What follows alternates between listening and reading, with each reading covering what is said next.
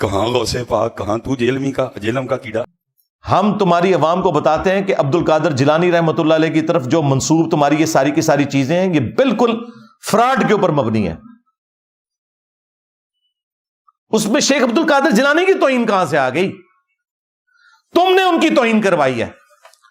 مثلا جب تم یہ لوگوں کو بتاؤ گے، اور تمہارے پاپا جانی جو ہیں مرشدی تار آپ کے خود، پیارے باپا جانی، جب وہ اپنی کتاب میں یہ لکھیں گے اور تمہارے علماء اپنی ویڈیوز میں آ کے یہ واقعہ سنائیں گے کہ شیخ عبد القادر جیلانی رحمۃ اللہ علیہ کا ایک مرید تھا، اس نے لوٹے کی ٹوٹی قبلہ رخ نہیں رکھی، تو شیخ عبد القادر جیلانی نے نگاہ مار کے اسے جلا کے راکھ کر دیا، اور بعد میں لوٹے کی طرف دیکھا اور وہ ٹوٹی ڈر کے مارے مرنے کی بجائے وہ قبلہ رخ ہو گئی۔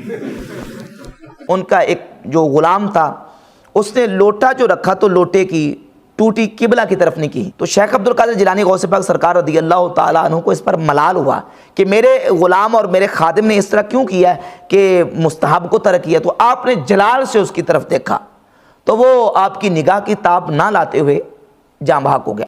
جب تم یہ کرامت بتاؤ گے تو ہم یہ کہیں گے بھائی یہ کرامت ہے، کاش وہ پہلے ہی لوٹے کے اوپر نگاہ مارتے لوٹا سیدھا ہو جاتا۔ اور مجھے بتائیں، یہ لوٹے کی ٹوٹی کو قبلہ رخ رکھنا یہ کون سا فرض اور واجب تھا کہ جس کی سزا مرید کو یہ دی جائے کہ اسے آپ قتل ہی کر دیں؟ 302 کا مقدمہ ہوتا ہے قتل نہ حق کا، اس کے بدلے میں بابا جی قتل ہوتے ہیں۔ تو یہ تو ہم عبد القادر جیلانی رحمۃ اللہ علیہ کو بچا رہے ہیں کہ ان کی طرف جھوٹ منسوب ہے، ورنہ وہ واجب القتل تھے۔ اور سورہ النساء میں ایک مسلمان کو قتل کرنے کی سزا ہمیشہ کی جہنم آئی ہے، تو تم کیوں اپنے بابا جی کو ہمیشہ کے لیے جہنم میں دیکھنا چاہتے ہو؟ اب مجھے بتاؤ کہ عبد القادر جیلانی کا ہمدرد میں ہوں یا یہ ہے؟ یہ تو انہیں جہنم میں دیکھنا چاہتے ہیں۔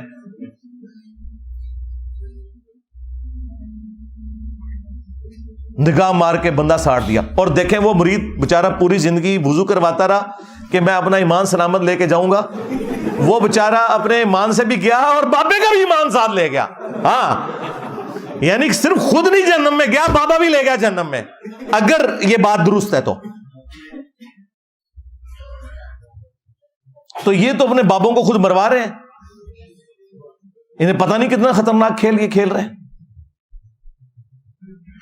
اور پھر ہم سے یہ کہتے ہیں جی ہمارے بزرگان دین جو ہے وہ نبی کے طریقے کے اوپر ہے۔ یہ نبی کا طریقہ ہے کہ جی لوٹے کی ٹوٹی کی بلا رخ نہیں ہے تو ساڑ دو بندہ؟ ہائے ہائے، کس نبی کے ماننے والے ہو؟ پھر ہم صحیح کہتے ہیں نا کہ مرنے سے پہلے اے مسلمان کر لے اس پہ غور، کتابوں کا خدا اور ہے، بابوں کا خدا اور، کتابوں کا پیمبر اور ہے، بابوں کا پیمبر اور۔ اگرچہ وہ دعویٰ تو یہی کرتے ہیں کہ ہم اسی اللہ رسول کو مانتے ہیں، لیکن پریکٹیکلی وہ ان تعلیمات پہ نہیں چل رہے جو اللہ اور اس کے رسول کی ہیں عز و جل و صلی اللہ علیہ وآلہ وسلم۔ پھر ہم صحیح تو چیختے ہیں بھائی، کس پیغمبر کی بات کر رہے ہو؟ ہمارے پیغمبر کے بارے میں صلی اللہ علیہ وآلہ وسلم انس بن مالک کہتے ہیں، صحیح بخاری مسلم دونوں میں حدیث موجود ہے کہ 10 سال میں نے حضور کو وضو کروایا ہے۔ تمہارے بابے کو جس نے تھوڑا سا وضو کروایا اس نے تو مرید ہی مار چھڑیا۔ 10 سال حضور کی خدمت میں رہا، میں 10 سال کا بچہ تھا، میری والدہ چھوڑ گئی کہ یہ آپ کی خدمت کرے گا، اور جب 20 سال کے ہوئے تو نبی الاسلام دنیا سے تشریف لے گئے۔ وہ کہتے ہیں 10 سال میں نبی الاسلام کے خادم کی حیثیت سے رہا، 10 سالوں میں آپ نے ایک دفعہ بھی مجھے کبھی نہیں کہا کہ تو نے یہ کام کیوں کیا اور یہ کیوں نہیں کیا، کبھی ڈانٹا بھی نہیں۔ میں بچوں میں جا کے کھیلتا تھا، نبی الاسلام نے کام سے بھیجا ہوتا تھا، آپ علیہ السلام نے کبھی میرے اوپر غصہ نہیں کھایا۔ زیادہ سے زیادہ یہ ہوا ہے کہ باہر آئے اور پیار سے بلایا، 19 میں نے تمہیں کام بھیجا تھا، بس، ڈانٹا نہیں کبھی بھی، کیا کیوں کیسے کبھی کچھ نہیں، بالکل بچوں کی طرح پیار کیا۔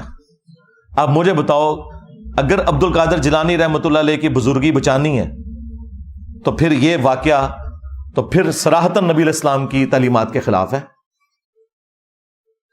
پھر انہوں نے ایک جھوٹا قصیدہ غوثیہ منسوب کیا ہوا ہے عبد القادر جیلانی رحمۃ اللہ علیہ کی طرف، وہ گولڈا شریف میں بھی پڑھتے ہیں، اس میں لکھا ہوا ہے کہ تمام اولیاء کی گردنوں پہ میرا پاؤں ہے۔